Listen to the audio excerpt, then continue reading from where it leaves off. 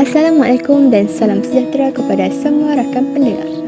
Pernahkah kalian terasa seolah-olah dunia ini terlalu bising sehinggakan suara hati sendiri pun tidak kedengaran? Dan dalam kebisingan itu, kita memilih untuk mencari sebuah titik sunyi untuk kembali bernafas semula.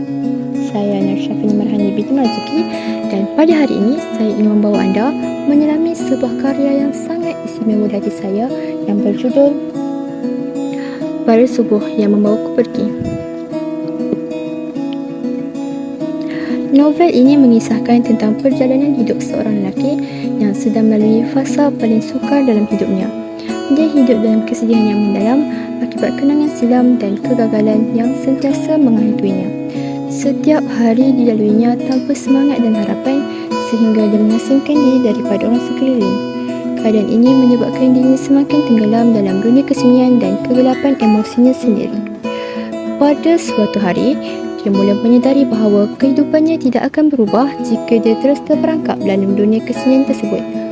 Oleh itu, dia mengambil keputusan untuk meninggalkan tempat tinggalnya dan memulakan sebuah perjalanan tanpa destinasi yang jelas. Namun, perjalanannya bukan sekadar sebuah pengembaraan dari satu tempat ke tempat yang lain, malah merupakan perjalanan untuk mencari makna kehidupan dan mengenali dirinya dengan lebih mendalam. Sepanjang pengembaraannya, dia bertemu dengan pelbagai individu yang memberinya pengajaran dan pengalaman yang berharga. Setiap pertemuan membuka pandangannya tentang kehidupan, mengajar erti kesabaran, keikhlasan dan penerimaan terhadap takdir. Walaupun begitu, dia tetap berhadapan dengan pelbagai cabaran seperti kehabisan wang, jatuh sakit dan perasaan ingin berputus asa. Melalui semua pengalamannya tersebut, dia akhirnya berani untuk berhadapan dengan punca sebenar kesedihannya yang selama ini dipendam. Dia mula menyedari bahawa melarikan diri tidak akan menyelesaikan masalah selagi dia tidak berdamai dengan dirinya sendiri. Pada akhirnya, dia pulang sebagai seorang insan yang lebih matang, tenang dan bersyukur. Novel ini menyampaikan mesej bahawa setiap luka dan kesedihan merupakan perjalanan kehidupan yang perlu diterima untuk mencapai ketenangan dan kebahagiaan yang sebenar. Secara peribadi, novel Pada Subuh yang Membawaku Pergi ini telah mengubah cara saya melihat kesedihan. Ia mengajar saya bahawa setiap malam yang gelap pasti akan berakhir dengan subuh yang terang jika kita terus mampu untuk melangkah.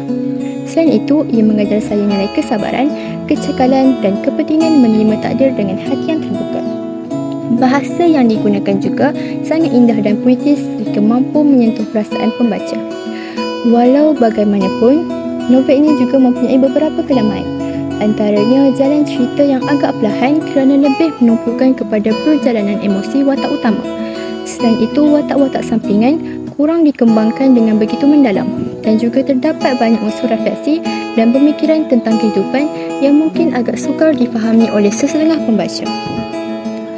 Secara keseluruhannya, saya amat mengesyorkan novel ini kepada mereka yang gemar membaca karya yang penuh dengan pengajaran dan nilai kehidupan. Novel ini bukan sahaja menceritakan tentang sebuah perjalanan, tetapi juga sebuah keberanian untuk bangkit semula setelah melalui pelbagai cabaran dan kesedihan dalam kehidupan. Sekian sahaja daripada saya, Narsyafini Marhani binti Marzuki, daripada Sekolah SMK Datuk Zulkifli Muhammad. Sekian, terima kasih.